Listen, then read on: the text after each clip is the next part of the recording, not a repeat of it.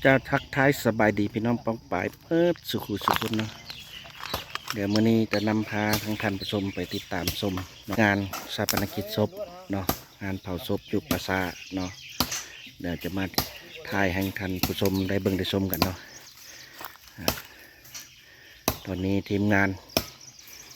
ของเรากำลังจะจัดแต่งเนาะที่กองพรเขาเอิญเนาะตัวนี้เขาเอิญกองพรนะกองพรในว่าเดี๋ยวเขาจะนั่งจะแต่งเนาะแต่งสถานที่อยู่ที่ปราสาทเนาะเดี๋ยวเขาจะเก็บภาพให้ทั้งท่านผู้ชมได้เบิ่งได้ชมกันเนาะตอนนี้เนาะเดี๋ยวเขาไปติดตามชมกันไปเรื่อยๆเนาะการตกแต่งเนาะปราสาทอยู่ที่บ้านไทยสูง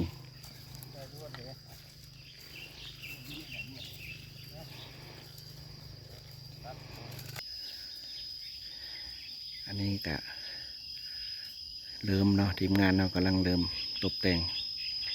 นะเดี๋ยวให้ชมภาพบรรยากาศเข้าไปเรื่อยๆเนาะ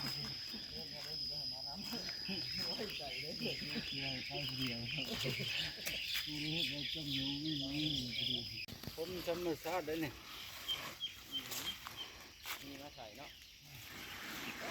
โอเคเนาะก็สิได้ประมาณนี้เนาะการตกแต่งภาษาเฮากันเนาะก็มันก็สีหกแน่เนาะคือทั้งท่านผู้ชมเรียนตอนนี้ก็ภาษามันก็หกเนาะสถานที่เฮาก็สีได้ประมาณนี้เนาะหลังจากทีมงานเฮาตกแต่งภายในเนาะภาษาอยู่หน้ากองพรอยู่หน้าเต่าแล้วก็ลงมาเกี่ยมเครื่องเนาะเกี่ยมเครื่องตอนบ่ายๆมื้อนี้เนาะกำลังตกแต่งเปลี่ยนเครื่องนุ่งเครื่องถือเนาะทีมงานโอ้ยอ่านออกก่อนอ่านออกอยู่เนาะโอเคเดี๋ยวเจอกันตอนบ่ายเนาะเคลื่อนศพออกอย่าถ่ายทั้งท่านผู้ชมได้เบิ่งได้ชมกันเนาะหลังจากเข้ามาแต่ภาษาเนาะเราจะไปเฮือนทางเจ้าภาพเพิ่นเนาะ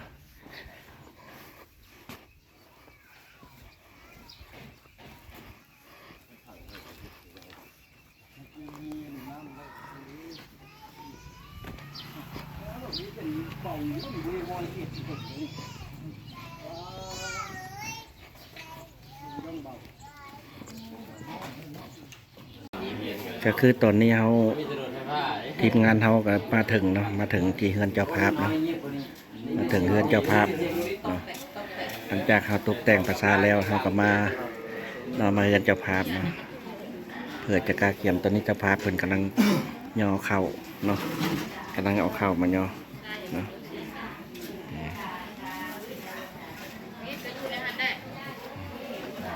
นี่คือเฮือ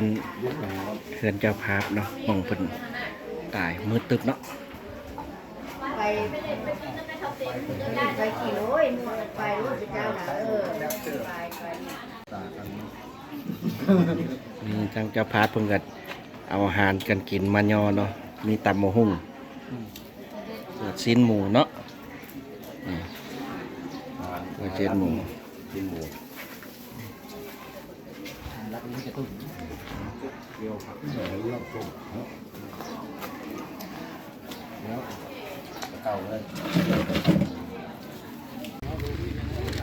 ตอนนี้กำลังเคลื่อนศพออกมาเนาะคือเจ้าภาพเขาลูกหลานเพิ่นเป็นคนย่อเอง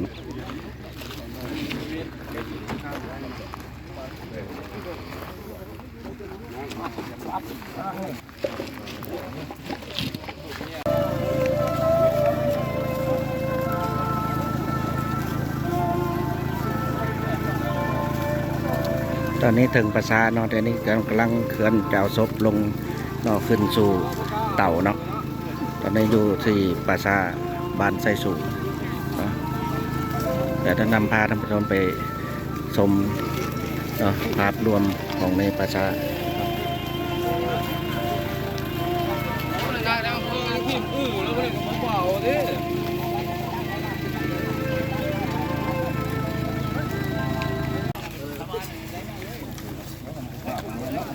ต่ำมามันปลุกเย็นไปข้างเลย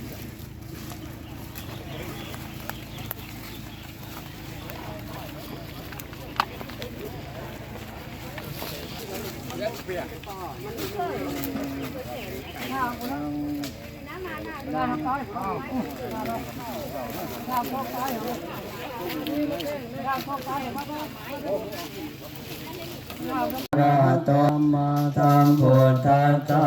นะโมตัสสะภะคะวะโตอะระหะโตสัมมาสัมพุทธัสสะตาธัมมาสุขายเวทนายสัมปยุตตาธัมมาทุกขายเวทนายสัมปยุตตาธัมมาวิปกาธัมมาวิปกาธัมมาธัมมาเนวะวิปกานาวิปกาธัมมาธัมมาอุปาทินุปาณิยาธัมมาอนุปปิตารมนาธัมมามหคตารมนาธัมมาปมนารมนาธัมมานาธัมมามัสสิมาธัมมา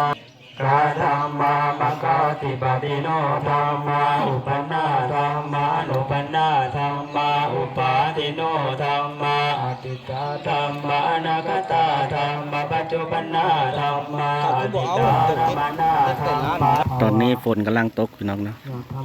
นะทำพิธียังไม่ทันแล้วนะตอนนี้ฝนตกลงมาก่อนเนาะนะตอนนี้ฝนกำลัง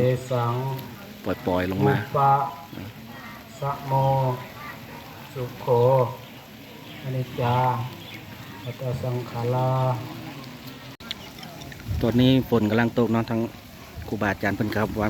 จะเข้าไปวางพึ่งเย็นเนาะตอนนี้ฝนกำลังลงเนาะตอนที่มานี่ยังแดดดีอยู่อยู่ว่าบวชใหม่ทั้งแม่ข่าวกำลังจะเข้าไปวางเพลิงเนาะ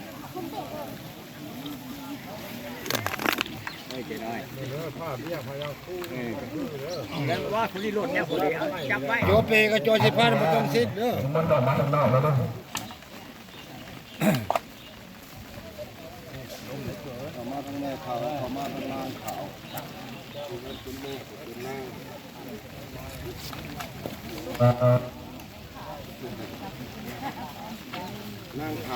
เวทนาโมภะคะวะเต ไปเลยไม่ข่าวใส่กระเบียดลงเลยเบียดลงไปเลยอยากมาถ่ายหูจะมาถ่ายไม่ก็ได้ พระพักตร์เป็นพระโลวาเป็นจิตโตเมเตกนังพลังนาหิเอาไปขายออกมาก่อนตัวนานาโตเกตนาตยาโยกิคันติตยาโยเจโตโตปิมาใจเย็นๆพี่น้องใจเย็น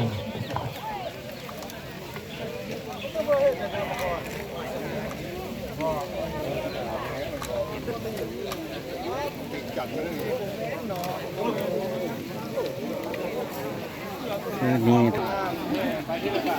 คือจุดนี้จะเป็นจุด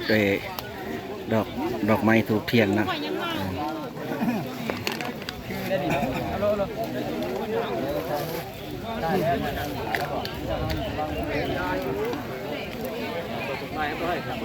ไอ้มดจะก้อนเด้อจะเฝ้านั่นมดกูคนแล้วบ่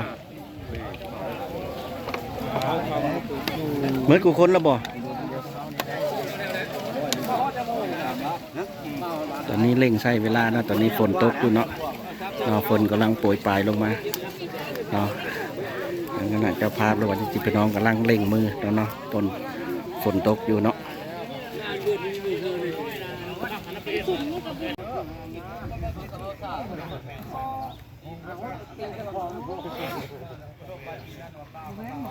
ใส่เพนะเชียงให้มันไหลลงมาพี่ก็สิมาเบิ่งทางมันแป้นก่อนจ้ะ